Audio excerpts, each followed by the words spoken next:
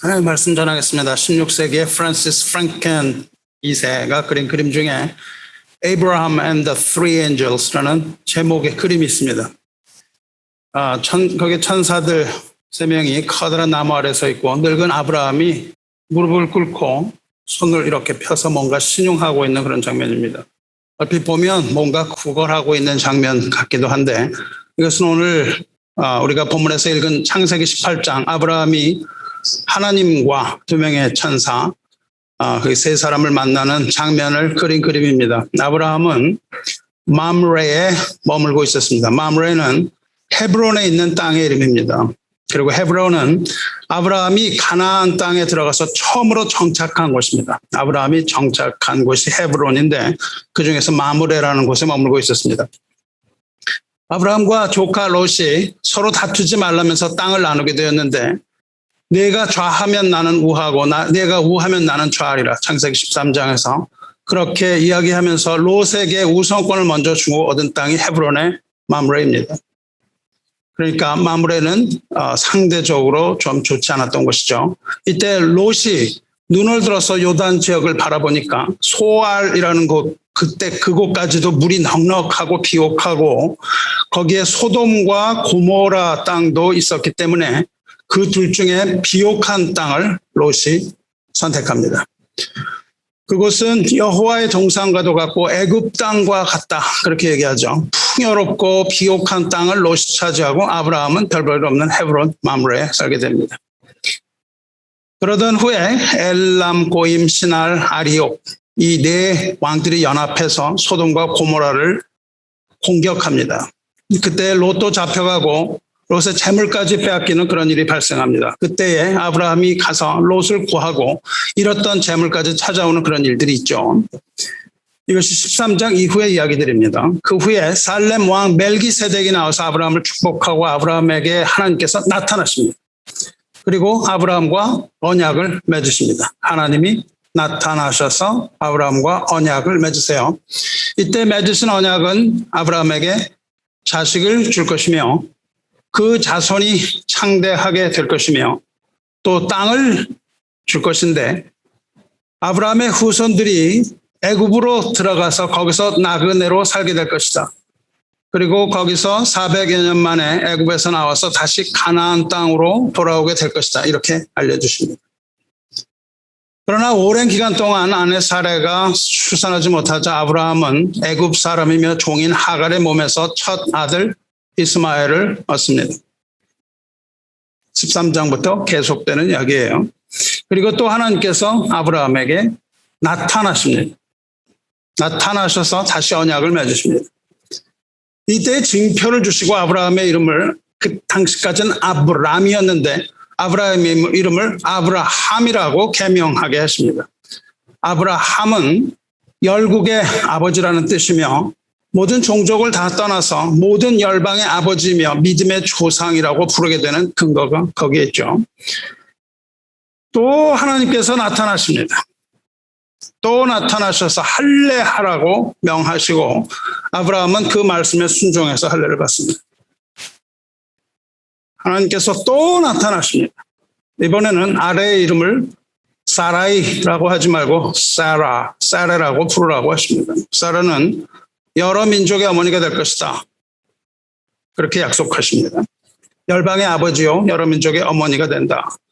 그리고 사라가 아들을 낳을 텐데 그 아들의 이름을 이삭이라 하라면서 이삭의 이름까지 지어주십니다. 이삭은 웃음이라는 뜻입니다. 집안에 이제 기쁨이 될 것을 약속하시고 이삭과도 내가 언약을 맺겠다 그렇게 말씀하십니다. 이렇게 하나님께서 여러 번 아브라함에게 나타나시고 아브라함이 할례를 받게 하심으로 그 언약의 표징을 삼으신 후에 이제 18장 오늘 읽은 창세기 18장으로 넘어갑니다.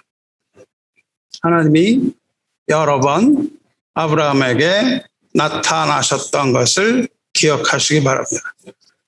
앞서 말씀드린 그 마므레 상수리 나무 아래 장막, 자기가 있던 그 장막 텐트죠. 텐트 문에 있다가 아브라함이 눈을 들어서 보니까 3사람이 맞은편에 서 있는 것을 봅니다. 그것이 바로 아까 그린 그 그림에 그려져 있던 그런 장면이죠. 그들을 보자마자 아브라함은 장막문에서 뛰어나가서 그들을 영접합니다. 그리고 몸을 땅에 굽혀서 바싹 엎드립니다. 그리고 3장에 이렇게 말하죠. 내 주여, 내가 주께 은혜를 입었사오면, 여기서 우리가 은혜를 입었사오면 그렇게 했는데 원뜻은 나를 좋게 보신다면 그런 뜻입니다. If I have favor in you, 그런 뜻입니다. 나를 좋게 보신다면 원하건대 종을 떠나가지 마시옵고 물을 조금 가져오게 하사 당신들의 발을 씻으시고 나무 아래에서 쉬소서. 내가 떡을 조금 가져오리니 당신들의 마음을 상쾌하게 하신 후에 지나가소서. 당신들이 종에게 오셨습니다. 이렇게 말하죠. 종을 떠나가지 마시옵고 여기서 머무르십시오. 그렇게 얘기를 합니다. 아브라함은 이렇게 나그네들을 대접합니다. 이 대목을 이해하는 데 있어서 크게 두 가지 관점이 있습니다. 그 하나는 나그네 환대의 관점입니다. 광야에서 유목 생활을 하던 그 유목인들 사이에 있어서 나그네 환대는 이상한 일이 아닙니다. 나그네는 환대해야 되는 것으로 알고 있었어요. 지금도 베두인들은 그렇게 한다고 그럽니다. 베두인이라는 것은 그 아라비아 사막에서 유목하는 그 아랍인들을 베두인이라고 부르는데 이 베두인에 있는 사람 인자가 아니고 베두인이라는 그 아랍어입니다. 베두인들은,에게는 환대 문화가 있다고 합니다. 그래서 누군가가 지나가는 나그네가 있으면 자기 집에 초대해서 환대하는 것이 그 문화입니다. 이름도 묻지 않고 어디를 가는 거냐고 묻지도 않고 사연도 묻지 않고 나그네가 지나가면 그냥 대접을 하는 거예요.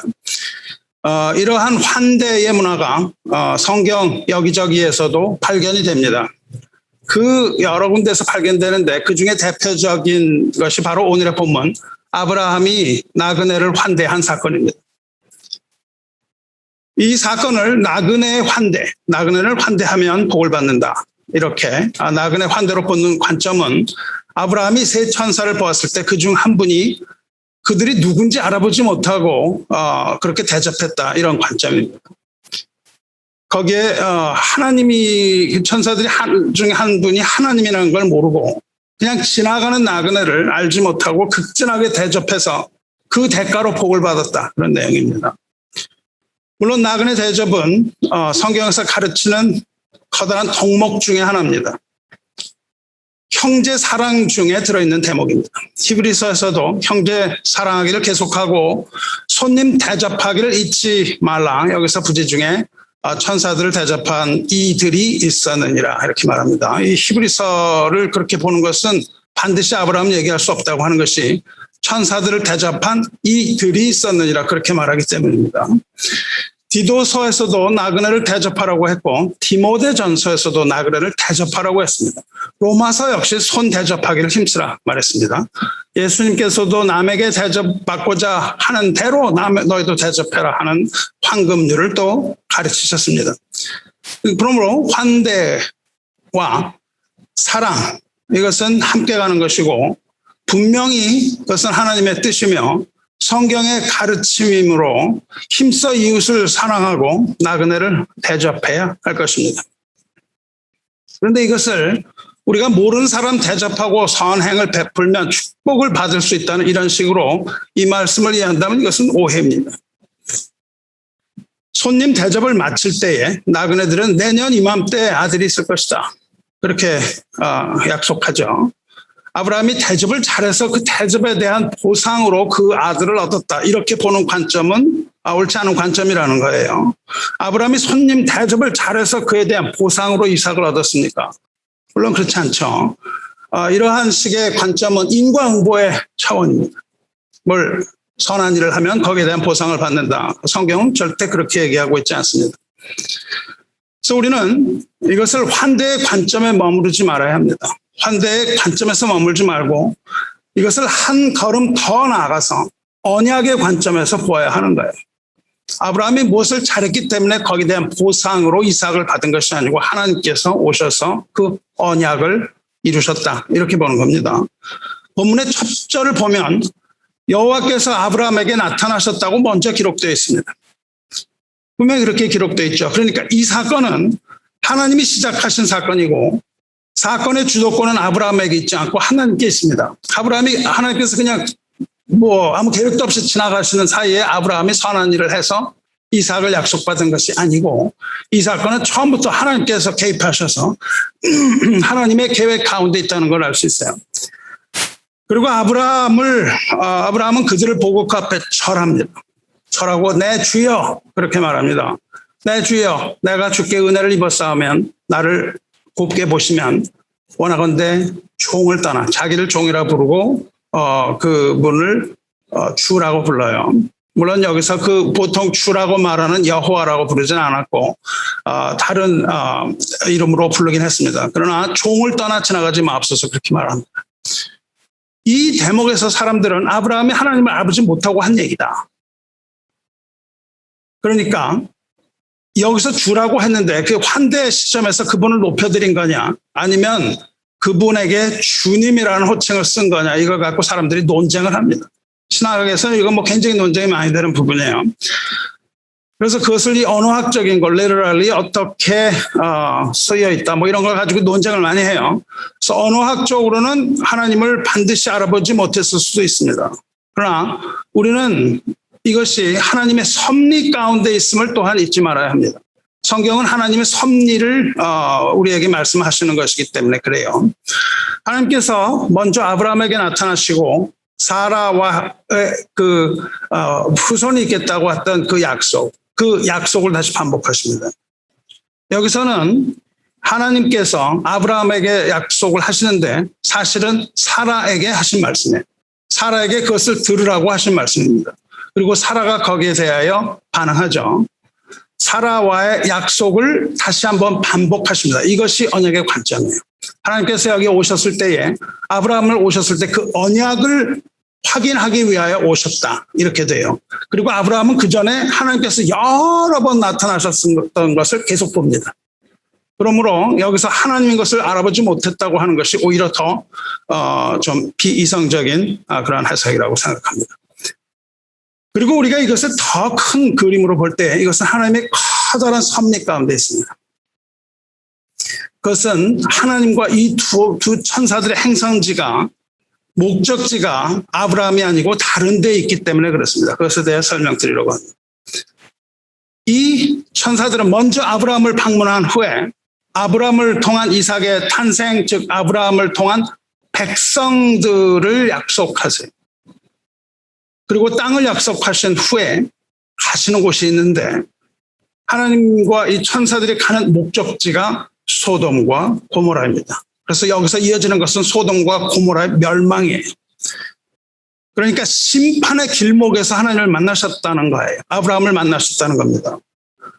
이삭의 언약을 다시 한번 확인하세요. 이제 심판이 있을 것인데 너에게 약속이 있다. 약속을 확인하고 심판으로 가세요. 하나님의 언약은 아브라함의 어떤 행위와는 아무 상관이 없는 하나님의 주도적인 거대한 언약이고 이것이 하나님의 섭리입니다.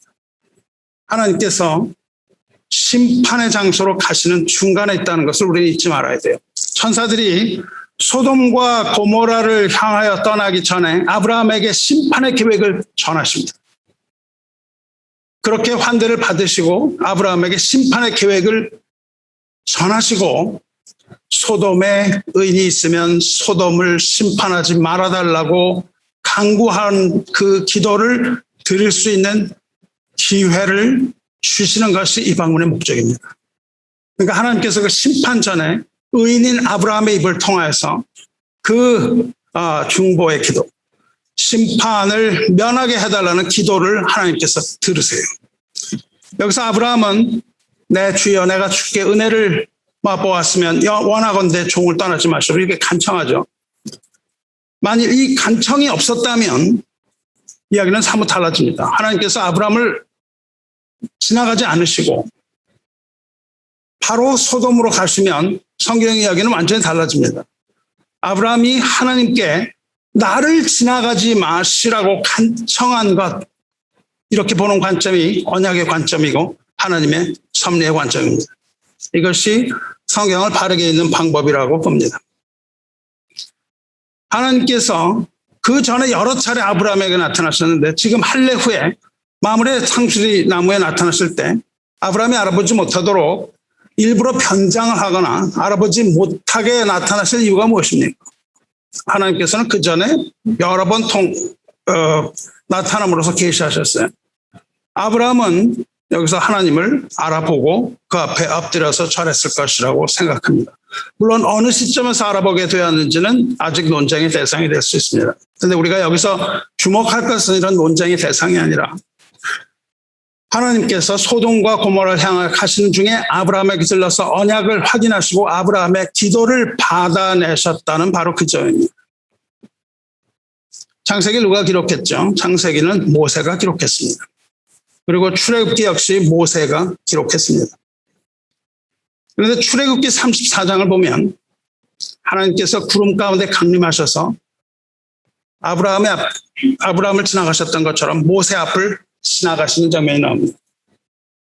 여호와께서 그의 앞으로 지나가시며 선포하시되 여호와라 여호와라 자비롭고 은혜롭고 노하기를 더디하고 인자와 진실이 많은 하나님이라. 이렇게 이야기하면서 모세 앞을 싹 지나가세요. 그것을 본 모세가 아브라함과 동일하게 합니다. 이 모세가 급히 땅에 엎드려 경배하며 아브라함과 동일한 말을 해요. 주여 내가 주께 은총을 입었거든 원하건대 주는 우리와 동행하옵소서 이렇게 얘기합니다. 이것을 기록한 모세가 그대로 똑같은 모티브를 창세기에 그대로 기록하는 거야. 아브라함과 동일하게. 하나님을 알아본 모세가 주여 내가 주께 은총을 입었거든 이렇게 말하죠. 그리고 우리와 동행하옵소서 말합니다. 그리고 하나님께서는 모세에게도 심판의 중재를 구하는 기도를 거기서 받아내십니다. 모세 앞을 지나가면서 심판의 중재를 받아내세요. 그래서 주여 내가 주께 은총을 입었거든 주는 우리와 동행하옵소서. 이는 목이 뻣뻣한 백성입니다. 하나님께서 그 백성을 면하려고 하시는 거예요. 그때 모세 앞을 지나가신다고요. 모세 앞을 지나가고 그 기도를 들으세요. 이는 목이 뻣뻣한 백성입니다. 우리의 악과 죄를 사하시고 우리를 주의 기업으로 삼으소서. 동일한 모티브가 그대로 반복이 되고 있습니다. 그리고 거기서 하나님께서 모세에게도 언약을 세우세요. 보라 내가 언약을 세우나니 곧 내가 아직 온 땅 아무 국민에게도 행하지 아니한 이적을 너희 전체 백성 앞에서 행할 것이라. 내가 머무는 나라 백성이 다 여호와의 행하심을 보리니 내가 너를 위하여 행할 일이 두려운 것이며 말씀하십니다. 어떻습니까? 아브라함의 사건과 모세의 사건 동일한 사건입니다. 그리고 그것을 기록한 것은 모세의 기록입니다. 그러므로 우리는 이것이 아브라함이 하나님 앞에 한 이야기라고 생각하는 거예요. 주여 내가 주께 은혜를 입었거든 나를 떠나가지 마옵소서라고 아브라함이 말했던 것처럼 주여 내가 주께 은총을 입었거든 원하건대 주는 우리와 동행하소서. 이 두 가지 모세가도 하나님께 청했고 그것을 기록한 모세가 동일하게 아브라함의 사건을 기록했으니 우리는 여기서 아브라함도 모세와 마찬가지로 지나가지 마시기를 간청했다고 보는 겁니다. 그리고 이는 목이 뻣뻣한 백성이다. 우리가 악과 죄를 사하시고 우리의 주를 주의 기업으로 삼으소서라고 중보했던 것처럼 아브라함도 주여 노하지 마옵소서. 내가 이번만 더 하리이다. 거기서 10명을 찾으시면 어찌하려 하시니까. 아브라함 그렇게 간구하죠. 소돔과 고모라를 멸하지 말고 악인을 찾지 마시고 의인을 찾으십시오. 이렇게 간구하는 이 장면을 우리는 볼 수 있습니다. 주 안에 사랑하는 성도 여러분, 여러분은 여러분 앞을 지나가신 하나님 본 적 있습니까? 만일 하나님께서 여러분의 앞을 지나가신다면 여러분 어떻게 하실 겁니까? 여러분은 그냥 하나님이 지나가시도록 내버려 둘 겁니까? 아니면 하나님께 말을 걸 겁니까? 모세와 아브라함처럼 그 앞에 엎드려서 나를 지나가지 마옵소서 이렇게 간청하고 영접할 겁니까? 그냥 지나쳐가도록 내버려 둘 겁니까? 여러분에게 수많은 문제가 있을 때 만일 하나님께서 여러분 앞을 그냥 지나치려 하시면 여러분 어떻게 하시렵니까? 여러분이 구할 거 많은데 하나님께서 여러분 앞을 지나가신다면 여러분은 주님께서 지나가지 마시고 머물 것을 간청하겠습니까? 아니면 덤덤히 그냥 가시도록 방관할 겁니까? 지금 하나님께서 그 심판의 길을 향하여 가시는 도중에 우리 앞을 지나가신다면 여러분 어떻게 할 겁니까? 신앙의 차이가 여기서 나타납니다. 하나님께 지나가지 마시고 함께 머무시기를 간절하게 구하는 신앙이 있는가 하면 지나가시는 것도 모른 채 그냥 하루하루 살아가는 사람들이 있습니다.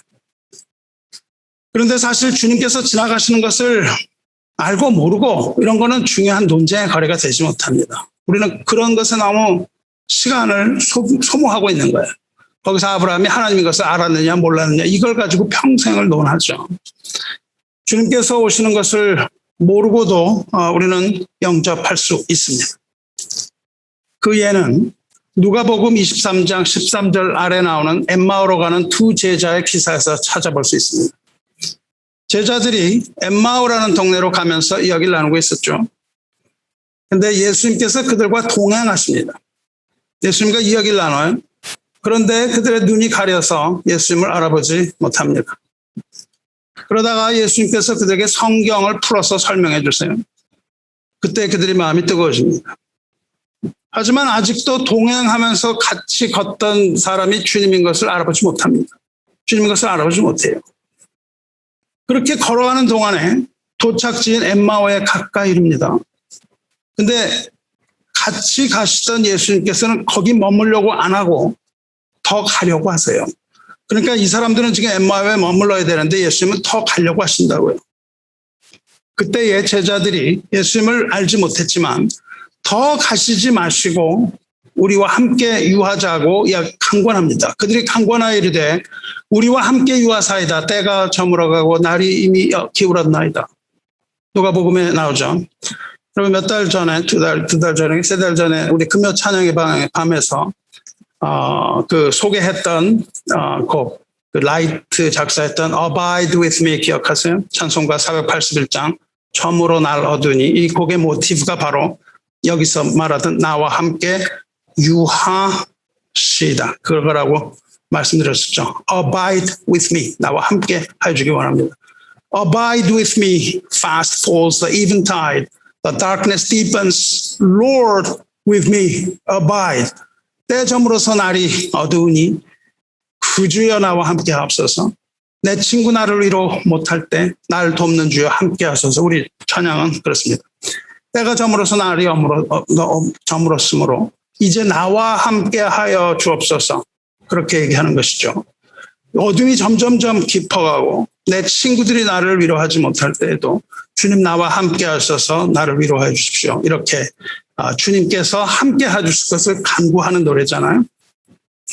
주님 없이는 하루도 살아갈 수 없는 그런 믿음을 간절히 원하고 여러분도 날 저물고 캄캄한 그날에 주님께 부르짖어서 더 가지 마시고 나와 함께 있어달라고 그렇게 기도하는 그런 믿음 가지시기 바라요. 주님께서 동행해 주시는 그런 삶을 간절히 사모하며 주님께서 동행하여 주시기를 축원합니다. 이 엠마오로 가는 사람들은 주님인 것을 알아보지 못했지만 주님께서 함께 하여 주시기를 원했습니다. 무엇 때문에? 주님께서 말씀하시는 것에 마음이 뜨거워져서 그랬어요. 마음이 뜨거워져서 비록 주님인 것은 알지 못했으나 우리와 함께 하여 주옵소서 그렇게 얘기했습니다. 그리고 오늘 읽은 마태복음은 주님인 것을 알고 한 이야기입니다. 두 사람이 맹인의 눈을 예수께서 두 사람 맹인들의 눈을 뜨게 하신 이야기죠. 예수님께서 여리고에 있다가 여리고에서 떠났습니다. 그때 수많은 군중들이 예수님을 따라갑니다. 아주 많은 사람들이 구름대와 같이 따라갔어요. 그때 맹인 두 사람이 길에 앉아 있습니다. 그러다가 예수께서 지나가신다 라는 소리를 듣습니다. 예수께서 지나가신다. 그러니까 지나가는 분이 누군지 안 가죠. 그래서 소리를 질릅니다. 주여 우리를 불쌍히 여기소서 다윗의 자손이여 이렇게 큰 소리로 부르짖죠. 그러니까 거기 있던 사람들이 떠든다고 조용히 하라고 꾸짖습니다. 사람들이 꾸짖으니까 이 맹인들은 더 큰 소리로 외칩니다. 주여 우리를 불쌍히 여기소서 다윗의 자손이여. 이들이 예수님께 소리 지르고 부르짖은 이유는 눈을 뜨게 해달라는 것이었는데 그들에게는 그만한 믿음이 있었습니다. 이들이 예수를 부르는 이름이 다윗의 자손이기 때문에 그렇습니다. 다윗의 자손이라는 말은 예수를 메시아로 믿었다는 뜻입니다. 이스라엘 백성에게 있어서 다윗의 자손이라는 것은 메시아와 동의하기 때문에 그래요. 그래서 메시아여 우리를 불쌍히 여기시옵소서 한 이야기와 동일합니다. 주님 우리를 불쌍히 여기소서 한 말과 동일한 거예요. 이스라엘 백성들은 메시아가 오시면 눈먼 자의 눈을 뜨게 해주실 것이라는 확신을 가지고 있었습니다. 눈을 뜨게 해준 사람은 아무도 없는데 메시아가 오시면 눈먼 자가 눈을 뜰 것이다. 오직 메시아만이 눈을 뜨게 해줄 것이라는 그 이사야 선지자의 예언이 있었으므로 이 두 맹인들은 그들의 눈을 뜨게 해줄 메시아가 지금 그들의 앞을 지나가고 있다고 굳게 믿고 소리를 지른 거예요. 예수께서 너에게 무엇을 해주기 원하냐 그렇게 말씀하시죠. 예수께서 그들이 소리 짓는 것을 듣고 걸음을 멈추십니다. 그리고 너에게 무엇을 해주기를 원하느냐 물으셨을 때 주여 우리 눈뜨기를 원하나이다 이렇게 청했고 예수께서 불쌍히 여기시고 그들의 눈을 만지심에 곧 보게 되었고 그들은 예수님 따랐습니다. 전에 사랑하는 성도 여러분, 이 두 맹인들이 사람들의 비난과 꾸짖음에도 아랑곳하지 않고 그렇게 부르짖었던 그 심정은 어떤 것이었을까요? 그들의 심정은 절박함이었을 것입니다. 갈급하고 절박한 마음으로 오직 예수께서 자기들을 지나가 버리지 않도록 우리를 지나가 버리지 않도록 그토록 절박하게 부르짖었을 겁니다. 성도 여러분, 주님께서 지나가시는 것을 보았는지 실제 보았는지 안 보았는지는 무의미한 논쟁입니다. 왜냐하면 우리가 알던 알지 못하던 하나님께서는 지금도 이 앞을 지나가고 계시니까요. 언제나 우리 앞을 지나가고 계시는 겁니다. 오늘 예배 후에 우리가 부를 응답 찬송이 279장인데 제목이 인내하신 구세주여입니다. 이 곡을 작곡한 사람은 수천 곡의 찬송가를 작곡했습니다. 거의 매일 하나씩 쓴 셈인데 이분이 맹인이에요. 패니 크로스비입니다. 여러분이 아는 그 빙 크로스비, 옛날에 나이 드신 분들 좋아하는 빙 크로스비도 그 할머니 뻘이죠. 이렇게 앞을 보지 못하던 이 패니 여사가 어느 날 감옥을 방문합니다. 감옥을 방문해요. 이분은 성경을 그냥 거의 통째로 외워요. 눈을 보지 못하기 때문에 그 할머니가 성경을 계속 읽어주고요. 그 읽어준 걸 그대로 외우고 있는 분인데 복음서를 다 외우고 거의 모든 성경을 외웠다 그래요. 근데 이분이 감옥을 방문합니다. 그래서 감옥의 그 유치장들 사이를 걸어가면서 자기가 암송하고 있던 성경 구절을 읽었습니다. 그렇게 복음을 전했어요. 감옥에 가서 복도를 걸어다니면서 그 말씀을 그냥 읽는 거죠. 그때 그렇게 성경 구절을 읽고 있을 때에 그녀는 부르짖는 소리를 들었습니다. 영국분이니까 영어로 했겠죠. Remember me, O Lord, please do not pass me by.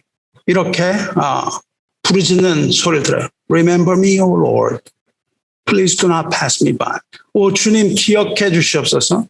나를 지나가지 마옵소서. 이렇게 부르짖는 소리를 들어요.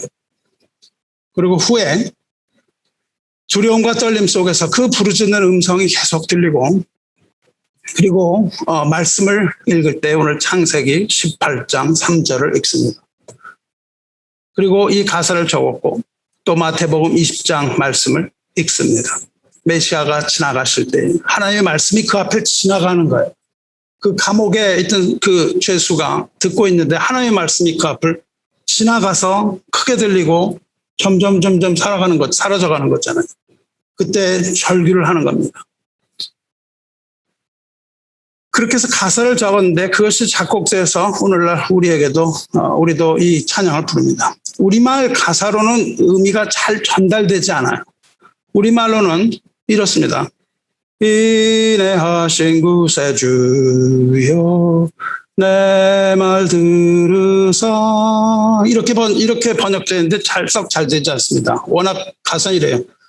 Pass me not, O gentle Savior, hear my humble cry, while on others thou art calling, Do not pass me by. 번역하면 이런 겁니다. 오 인애하신 구세주여, 나를 지나가지 마옵소서. 여기서 내 말 들으사는요, hear my humble cry. 부르짖는 나의 절규를 들으시옵소서. 그겁니다. 내 말 들으사 그러니까 뭐 내 말 들어 이런 식으로 번역된 것 같이 보이지만 그게 아니고 hear my humble cry. 부르짖는 소리를 들으라는 겁니다.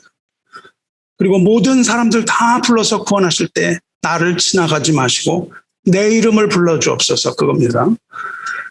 아브라함이 지나가지 마시옵고 그렇게 청했던 사실 감동받고 감옥의 죄인들이 부르짖는 그 음성의 감동을 받아서 이 가사를 썼습니다. 이것은 죄인들의 절규이며 비참하고 소망이 없는 자들의 부르짖는 간절한 소리입니다. 2절은 이렇습니다.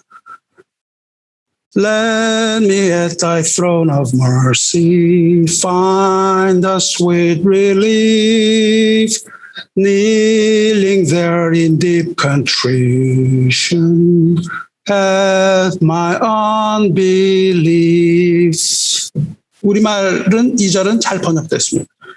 자비하신 보좌 앞에 꿇어 엎드려 자복하고 회개하니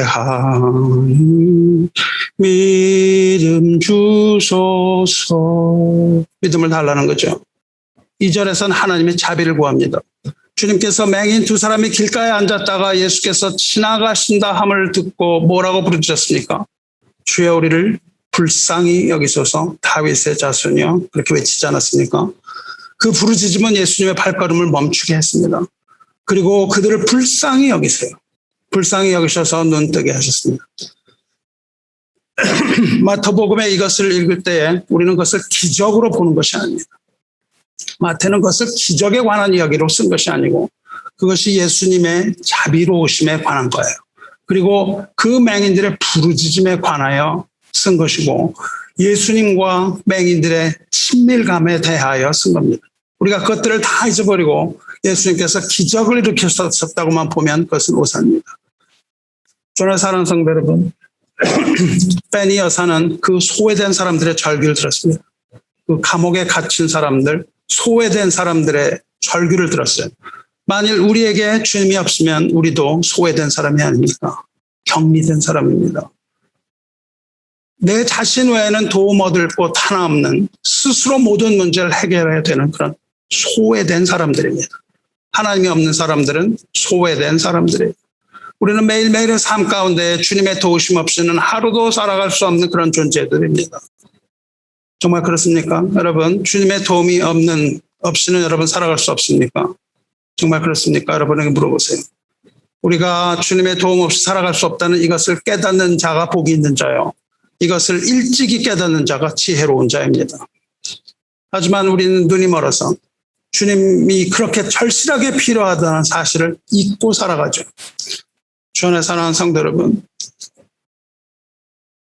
이렇게 주님을 향하여 지나가지 마시라고 외치고 함께 하여 달라고 하던 이 모든 사람들의 마음의 공통점이 무엇입니까? 그것은 간절함입니다. 목이 마른 갈급함이에요. 그래서 그들은 절규할 수 있었고 부르짖을 수 있었습니다. 성도 여러분, 여러분 마음에는 지금 이러한 간절함과 갈급함이 있습니까? 우리가 그 심판의 장소를 향하여 걸어가고 있는데도 갈급함과 간절함이 없다면 불행한 일입니다. 여러분은 하나님을 만나고 싶은 간절함으로 여기에 나오셨습니까? 아니면 시간이 돼서 나오셨습니까? 주님을 만나고 주님께 부르짖을 때에 주님께서 여러분 앞에 멈추어 서신다면 여러분의 모든 문제가 해결되고 구원을 얻을 것이라는 그 믿음으로 나오셨습니까? 아니면 덤덤한 마음으로 또 나오셨습니까? 아니, 믿음이 없더라도 그렇게 주님께 부르짖을 만한 간절함이 여러분 삶 가운데 있습니까? 그러면 주님께 부르짖으시기 바랍니다. 주님을 만나고 싶으면 주님을 향하여 부르짖어야 합니다. 그들이 내게 부르짖으면 내가 반드시 그 부르짖음을 들으리라 말씀하셨습니다. 너희가 내게 부르짖으며 내게 와서 기도하면 내가 너희의 기도를 들을 것이라. 약속하셨습니다. 사람이 너희를 압제할 때에 너희가 내게 부르짖으면 내가 너희를 그들의 손에서 구원하리라 말씀하셨습니다. 주님은 부르짖는 자의 기도를 외면하지 않으십니다. 곤고한 자가 부르짖을 때에 주님은 지나가지 않으시고 발걸음을 멈추십니다. 그리고 주님께서 발걸음을 멈추시면 우리의 모든 문제가 다 해결될 것이며 사망의 음침한 곳에서 우리를 건지시고 기가 막힐 웅덩이에서 우리를 건지시는 겁니다. 주님의 걸음을 멈춰야 합니다. 걸음을 멈추시고 맹인들에게 물으셨던 것처럼 내가 너에게 무엇을 하여 주기를 원하느냐? 주님께서 물으시고 우리의 닫힌 눈을 뜨게 하여 주실 것입니다. 예수께서는 2000년 전에 하나님의 독생자로 이 땅에 오셨습니다. 사탄의 권세에 매여 있는 죄인을 하나님의 자녀 삼기 위하여 오셨습니다.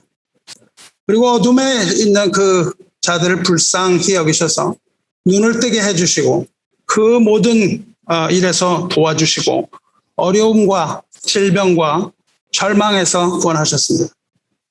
그런데 주님은 영적으로 눈이 먼 우리들의 눈을 뜨게 해주시기 위해서 지금 이 자리에도 오시는 겁니다. 지금 이 예배 가운데 주님은 우리 앞을 지나가고 계시는 거예요. 저 문으로 들어오셔서 이 앞으로 지나가고 계시는 것을 여러분 보셔야 되는 겁니다. 그런데 여러분 어떻습니까? 그냥 주님이 가시도록 여러분 왜 자꾸 내버려 둡니까? 주님 앞에 엎드려서 주님 나를 스쳐가지 마시고 나와 함께 해주셔서 주여 우리를 불쌍히 여겨주셔서 Pass me not, O gentle Savior, hear my humble cry. 나를 지나가지 마옵소서. 내 눈을 열어주옵소서. 내게 은혜를 주실 때까지 내가 주를 떠나지 않겠나이다. 내 은혜를 베풀고 가시옵소서. 나를 절망의 늪에서 구원하옵소서. 왜 이렇게 기도하지 않습니까? 이렇게 기도할 수 있는 영적인 갈급함을 주님께서 허락하여 주시기를 주님의 이름으로 축원합니다. 사슴이 시냇물을 찾기에 갈급함으로 마침내 그 마실 물이 있는 시냇가를 찾는 것처럼 여러분도 하나님의 말씀에 목이 말라서 하나님의 말씀 가운데 기쁨과 성령의 충만함을 얻어서 깊은 곳으로 나가게 되기를 주님의 이름으로 축원합니다. 여러분 예배를 이렇게 드리시기 바랍니다. 여러분이 기도할 때도 Pass me not, O Lord. 찬송을 부를 때도 Pass me not, O Lord. 여러분 예배 드릴 때도 Pass me not, O Lord. 지나가지 마시고 오늘 이 예배를 받아주옵소서. 주님의 이렇게 말함으로 주님의 발걸음을 멈추는 성도가 되시기를 바랍니다. 아브라함은 하나님께서 자기 앞을 지나가시지 못하게 했습니다. 롯도 자기 집을 지나가는 청사들을 영접하고 가지 못하게 했습니다. 두 맹인도 주님의 발걸음을 멈추게 하고 주님을 영접하고 따랐습니다. 절대 가지 못하시게 붙잡는 거예요. 이것이 오늘날 우리 모든 예배자들이 가져야 하는 심령입니다. 이런 마음으로 우리가 예배드린다면 이것이 바로 영과 진리로 드리는 예배입니다. 이 예배뿐만 아니라 우리 삶의 예배도 그렇게 드려야 합니다. 하나님께서 구하시는 제사는 우리의 상한 심령이라고 말씀하셨어요. 예배 나올 때 상한 심령으로 나오시기 바랍니다.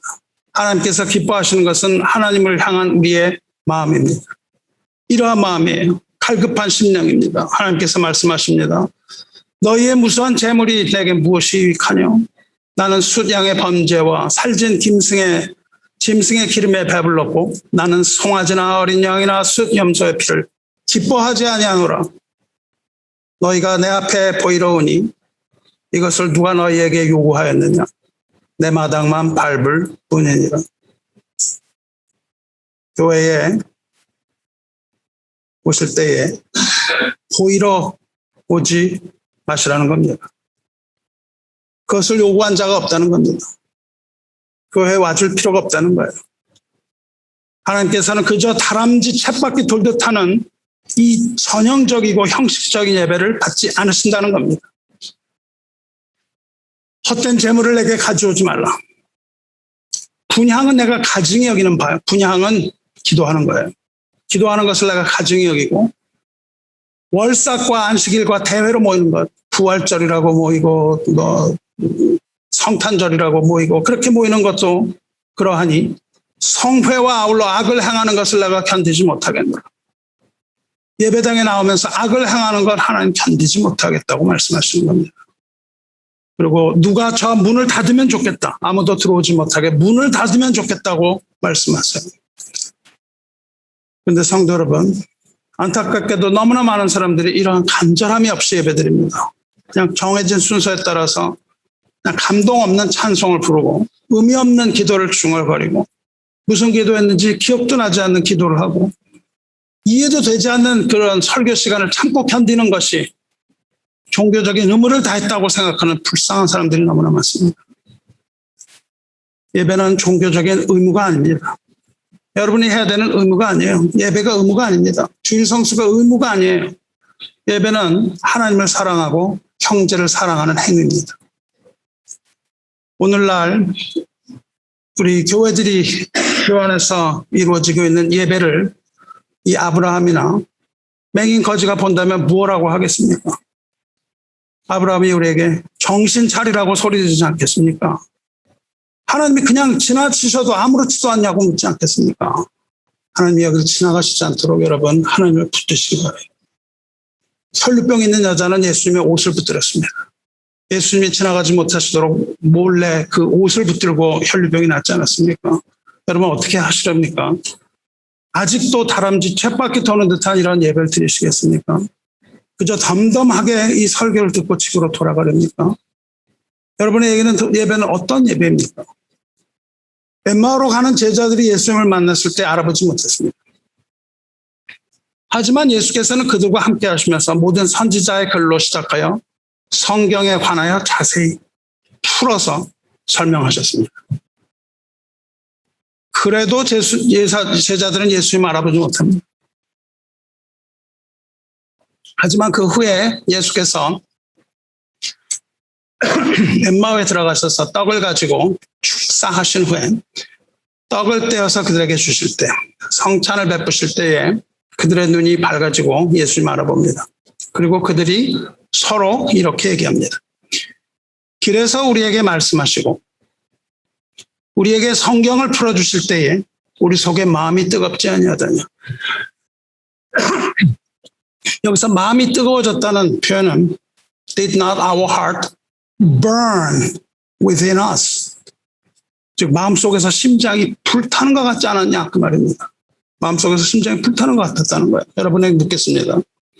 하나님 마음에 선포될 때 여러분 마음이 뜨겁게 됩니까? 여러분의 심장이 불탑니까? 아니면 역시 그저 덤덤할 따름입니까? 말씀을 풀어가는 설교를 들을 때 여러분 마음이 뜨겁지 않습니까? 선지자들의 말을 들을 때 마음이 뜨거워지지 않습니까? 사도들의 복음을 들을 때 가슴이 뜨겁지 않습니까? 평화의 복음의 기쁨을 들을 때 마음속에 뭔가 끓어오르지 않습니까? 때를 얻든지 때를 얻지 못하든지 너는 복음을 전하라는 그 사도 바울의 말이 그건 그냥 아무것도 나하고 상관없는 말이야. 그냥 지나가는 말이야. 나와는 상관없는 말로 들립니까? 설교는 이렇게 길까? 왜 지루할까? 그렇게 느껴집니까? 여러분 설교 왜 길게 하는지 아세요? 여러분이 그 얘기를 들고 또 듣고 또 듣고 앞에 들었는데 못 알아듣고 잠자다가 일어났는데 똑같은 얘기 또 하고 뭔가 들으시라는 겁니다. 설교가 하나님의 말씀이 풀어지는 겁니다. 이것을 들을 때 여러분의 가슴이 뜨거워지길 바라는 거예요. 만일 여러분이 이런 생각들을 하고 있다면 여러분 지금 심각한 병을 앓고 있는 겁니다. 지나가시는 예수님을 보지 못하는 거예요.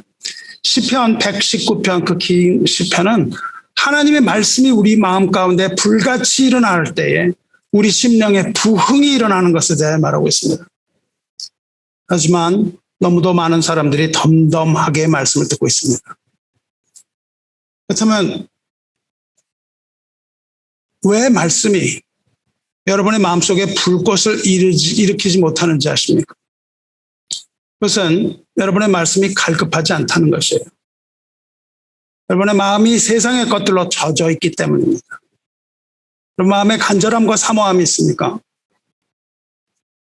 만일 이 책 속에 500만 불을 벌어주는 비밀이 있다고 생각해 보십시오. 제가 이 책을 드리면서 여기에 500만 불 버는 비밀 번호가 적혀 있습니다. 그러면 여러분과 저는 아마 밤을 새워서도 그게 도대체 어디에 있는 거야? 그리고 샅샅들이 찾으려고 할 겁니다. 이걸 주면서 500만 불인데 그중에 제일 처음에 찾는 사람이 모든 걸 다 차지합니다. 그렇다면 우리는 식음을 전폐하고 그것을 찾으려 할지도 모릅니다. 그런데 우리는 그렇게 하지 않죠. 왜냐하면 우리는 여기에 금은 보화가 들어있다고 생각하지 않기 때문입니다. 하나님의 말씀에 보화가 들어있다고 생각하지 않기 때문이에요. 그런데 사실은 세상 어떤 것과도 바꿀 수 없는 귀한 보배가 들어있는 최고의 선물이 하나님의 말씀이라고 말씀하시고, 예수님께서는 비유를 통해서 하나님의 나라가 묻혀있는 밭이라고 말씀하세요. 그래서 하나님 나라의 보화를 발견한 사람은 자기 모든 재산을 다 팔아서라도 그 밭을 산다고 하지 않았습니까? 성경을 우리가 읽을 때 이러한 간절한 마음으로 읽으시고 세상의 보화보다도 더 귀한 것으로 받고 예배를 드릴 때도 이러한 마음으로 드리시기 바랍니다. 선포되는 하나님의 말씀을 들을 때 간절한 마음으로 들으셔야 합니다. 나를 지나가지 마옵소서 하는 마음으로 들으셔야 합니다. 말씀이 우리에게 들리지 않는 이유는 다른 생각으로 가득했기 때문입니다. 오늘 저녁은 뭘 해야 되나? 이런 생각을 하는 거죠. 예배 후에는 소풍 가야 되는데 이런 생각, 왜 이렇게 설교가 길어질까? 또 당구를 치는 사람은 이런 것만 보면 당구공이 막 돌아가는 걸로 보입니다. 당구를 어떻게 해서 쳐야 되지? 골프 치는 사람은 예배 후에 골프 예약이 돼 있는데 이미지 트레이닝 합니다. 골프는 이미지 트레이닝 하셔야 잘 칩니다. 그래서 엘리베이터를 보시면 반짝반짝한 엘리베이터 문을 보고선 스윙을 해야죠. 이미지 트레이닝. 이런 걸 한다든지.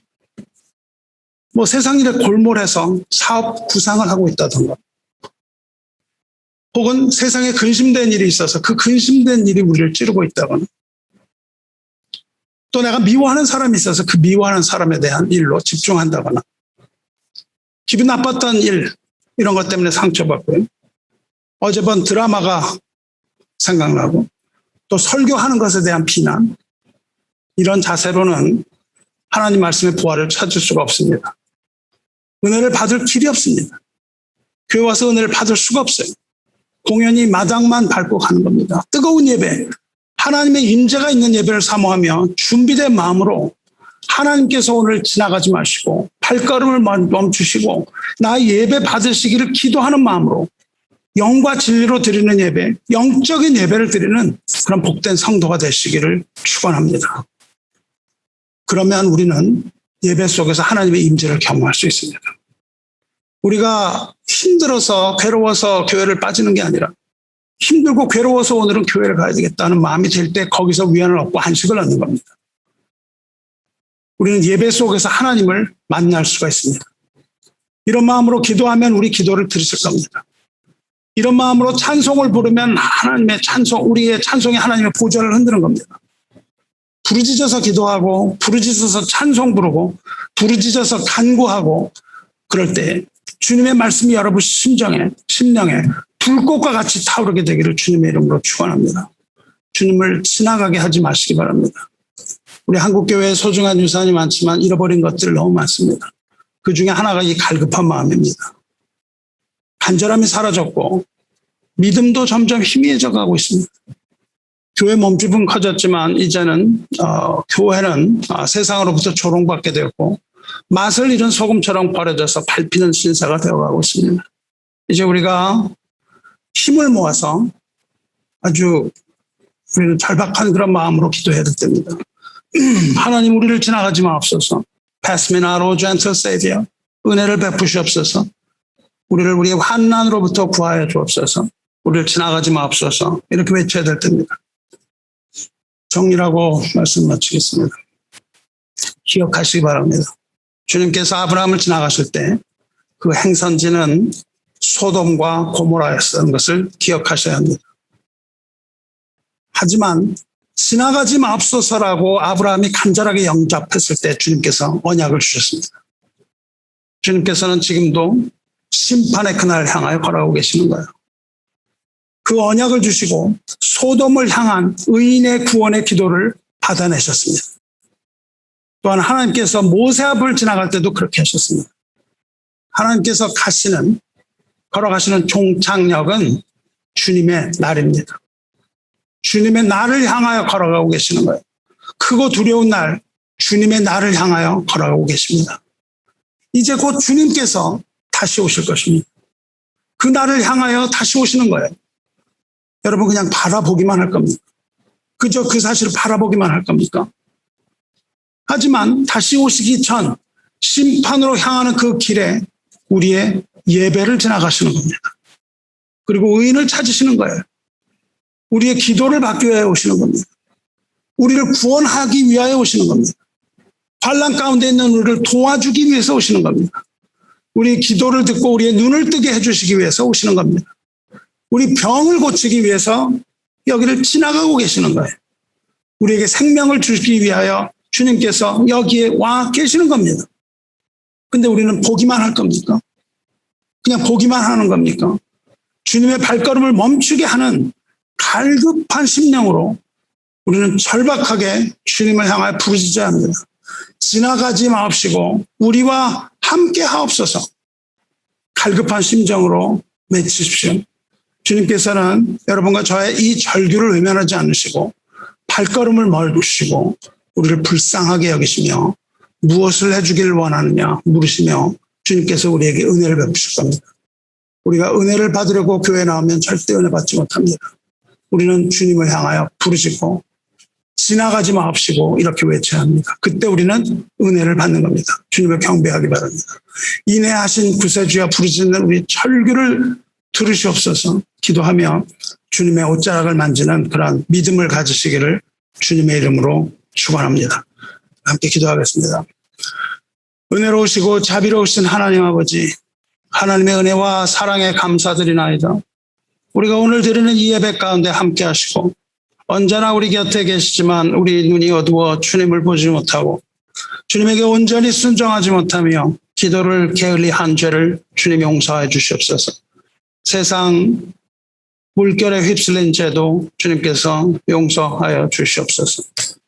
주님이 이 자리를 떠나시면 이곳은 아무것도 아니며 우리들도 아무것도 아닌 그저 한 줌의 흙에 불과한 것을 우리들로 하여금 깨닫게 하여 주시고 오직 주님만이 우리의 생명이시며 주님만이 우리의 소망이시며 주님만이 우리 삶의 유일한 이유임을 깨닫는 총명과 지혜를 허락하셔서 우리들로 하여금 이 자리에 함께 하시는 주님을 영접하여 주님의 자리에 앉으시게 하며 우리의 심령 가운데 거하시기를 간절히 구하오니 우리 한 사람 한 사람의 심령 가운데 좌정하시고 우리의 삶과 우리 교회의 주인이 되어셔서 우리를 떠나가지 마옵소서.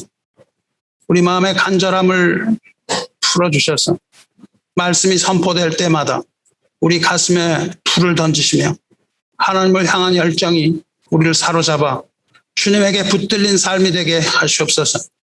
성령의 충만함을 구하오니 성령의 사람으로 살게 하시고 세상에 휩쓸려 주님으로부터 멀어지지 않게 하시며 오직 은혜의 통로가 되어 주님의 복음이 흘러가는 교회 되게 하시옵소서. 수많은 사람들이 이곳에 나와 구원의 복음의 소식을 들으며 모든 문제를 주님 발 아래 내어놓고 삶의 모든 문제를 해결받고 돌아가도록 도와주시옵소서. 자비를 베푸셔서 하나님 나라의 보화를 볼 수 있게 하여 주시고 우리 마음이 뜨거워지는 은총을 베풀어 주시옵소서. 우리 기도를 외면하지 아니하시는 자비와 사랑의 주 우리 주 예수 그리스도의 이름으로 간절히 기도드리옵나이다. 아멘.